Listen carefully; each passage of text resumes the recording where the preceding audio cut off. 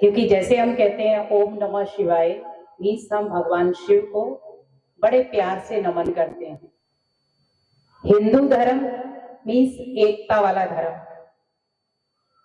Hindu means कल्याण की भावना, वसुदैव कुटुंब की भावना। आज आप देखिए हिंदू राष्ट्र में भी हम अगर कुछ कार्य करते हैं तो सबसे ज्यादा क्या मिलता है हमें? वहां पर संगठन मिलता है कि नहीं? जैसे आज आप एक साथ एकत्रित हुए, हम अपने आप को देखें कि हम हिंदुस्तान में रहते हैं और हमारा धर्म कौन सा है? हिंदू। और जो भगवान ने धर्म रचा है वो है सनातन धर्म। देवी देवता किस धर्म में सबसे ज्यादा है? किस धर्म में है? सनातन धर्म में। आज हम हर देवी देवता को पूज रहे हैं, आराध रहे हैं, उनकी जो शिक्षाएं हैं उनको पालन कर रहे हैं। आज आप बढ़ती हुई परिवारों में टेंशन देखें, बच्चों के अंदर बढ़ता हुआ तनाव देखें, रिश्तों में बढ़ते हुए टकराव देखें, तो चारों तरफ हम किसको याद कर रहे हैं? भगवान अब तो इस धरती पर आ जाओ और आकर अपना रूप दिखा दो।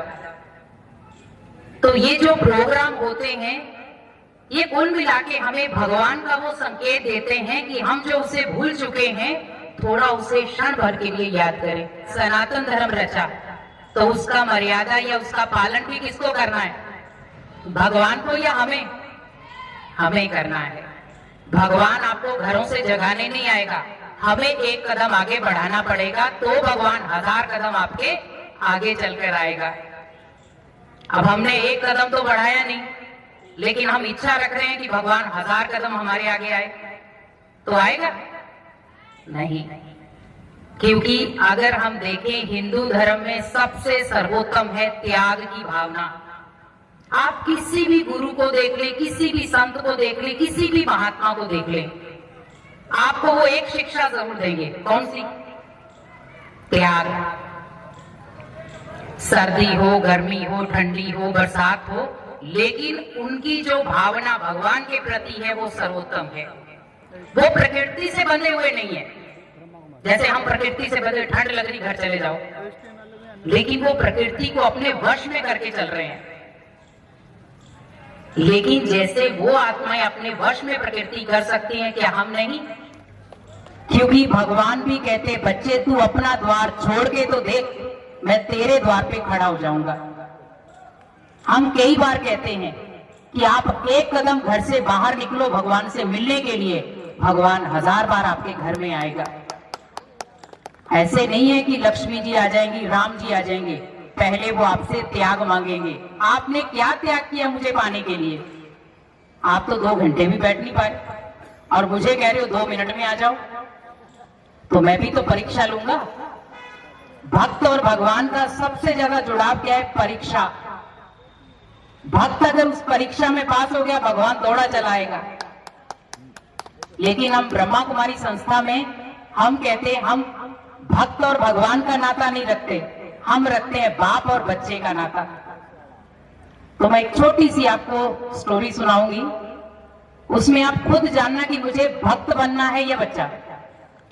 जैसे एक भिखारी था, रोज राजा के पास जाता था, रोज भीख मांगता था वो, और राजा जी बड़े प्यार से उसे भीख में कुछ ना कुछ अशर्फियां देते थे।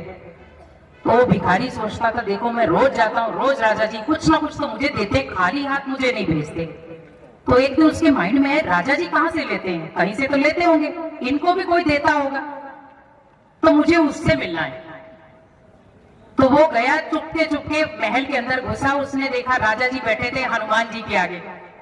हे हनुमान जी, आप मेरी झोली भरो ताकि मैं गरीबों की झोली भर सकूं।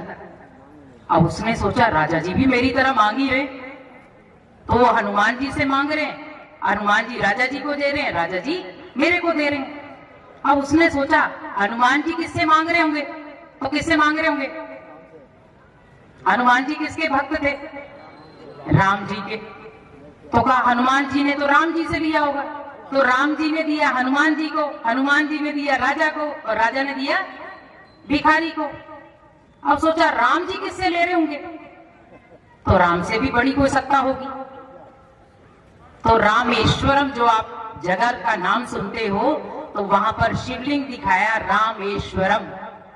राम का भी ईश्वर वो निराकार परमात्मा जिसको हम शिव कहते हैं या शिवलिंग के रूप में उन्हें याद करते हैं।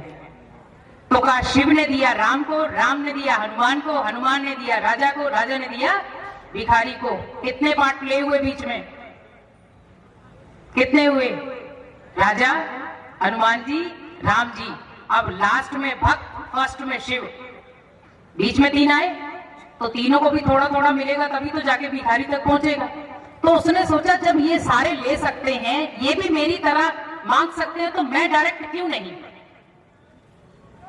तो उसने क्या कहा, आज से मेरे लिए मेरा शिव बाप है, मैं उसका बच्चा हूं तो अधिकारी हूं, तो मुझे आज से मांगने की जरूरत नहीं।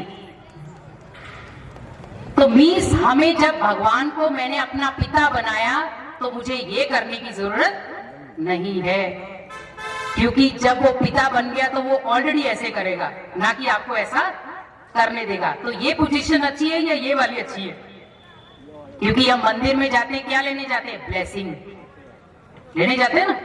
तो हमें भगवान से भी ब्लेसिंग लेनी है, क्योंकि भगवान आपकी एक पुकार पे अपनी झलक दिखाने के लिए आपके सामने आ सकते हैं।